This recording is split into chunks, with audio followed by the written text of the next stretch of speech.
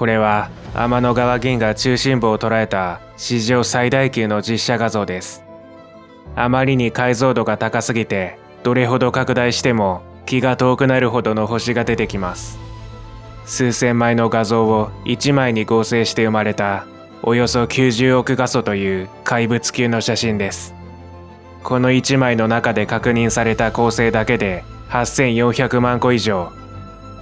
天の川銀河の星の海を泳ぎ、銀河中心部の謎を解き明かす旅に出ましょう。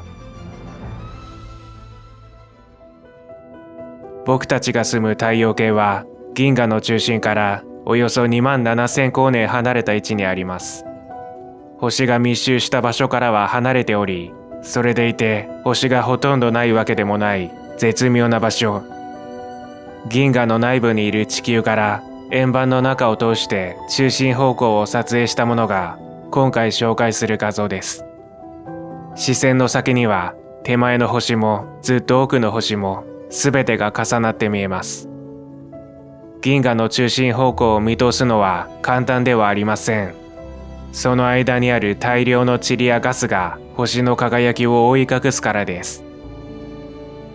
可視光だとガスや塵に吸収されるため、暗い星はほとんど見えません。それに対して赤外線は塵やガスと相互作用しにくいため、背後にある星をより深く捉えることができます。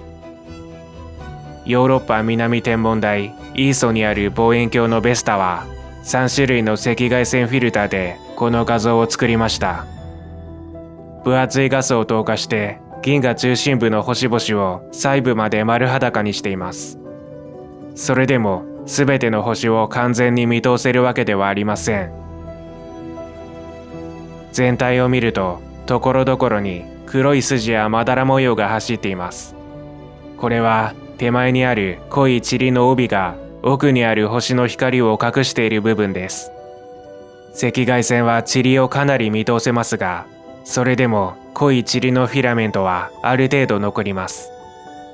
この画像は単に星が多いだけの写真ではなく、星を隠すガスや塵の地図でもあるのです。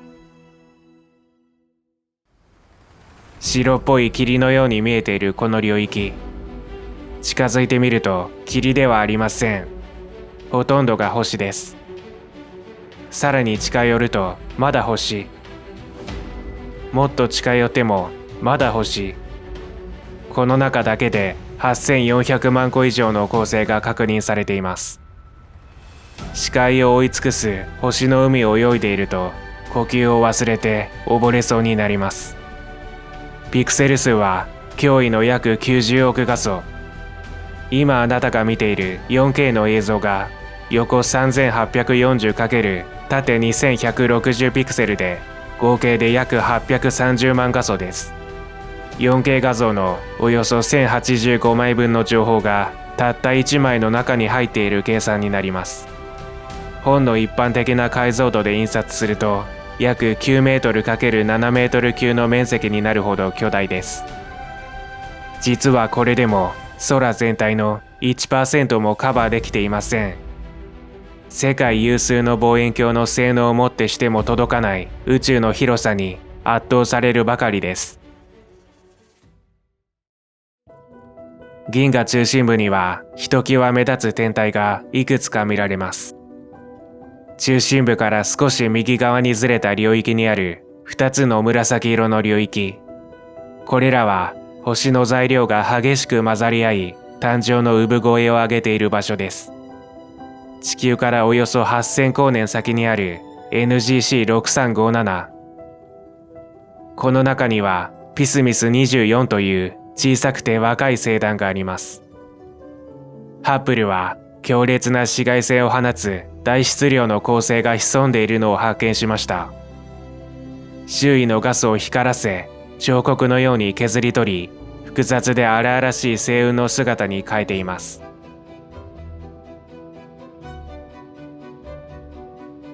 隣り合って輝いている星形成領域 NGC6334、NGC6357 のすぐ近くにあるように見えますが、地球との距離はその半分、およそ4000光年です。キャッツポーネビュラ、日本語で猫の足跡星雲として知られています。巨大な若い星たちによってガスと塵が丸く侵食されることで、猫の肉球の形が浮かび上がりました。強烈な星の光が青で表現されており、個性的な形の星雲に奥行きを与えています。大量の若い星と濃い塵がせめぎ合う大迫力の天体現象。そんな星々の壮大なドラマも90億画素の画像の中ではちっぽけな明るいシミに過ぎません。ここで一度カメラを大きく引いて画像の左下に移動してみます。星がまばらにしか存在しない暗い領域に一つだけ大きな青白い点が見えます。地球から約1万光年離れた M22、天の川銀河にある球状星団の中でもかなり明るく、条件が整えば肉眼でも観測できます。直径70光年の領域に恒星が肩を寄せ合って集まっています。その多くは誕生して120億年から130億年が経過した星です。宇宙の推定年齢が138億年であることを考えると、どれほど古いかが実感できます。再び画像の右上に戻ります。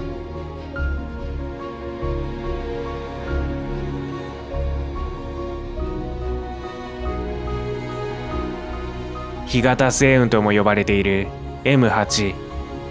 約5200光年先にあるこの星雲は、内部の若い星が放つ強い紫外線によって周囲のガスが照らされ明るく輝いています。ハッブルは内部にある星団の芸術的な姿を捉えました。赤色は水素、緑色は窒素、青白い光は視野のすぐ外側にある星からの散乱光を示しています。炎のように立ち上るガスの雲が、その隙間で煌々ときらめく恒星を静かに見守っています。地球の近傍では想像もできない光景です。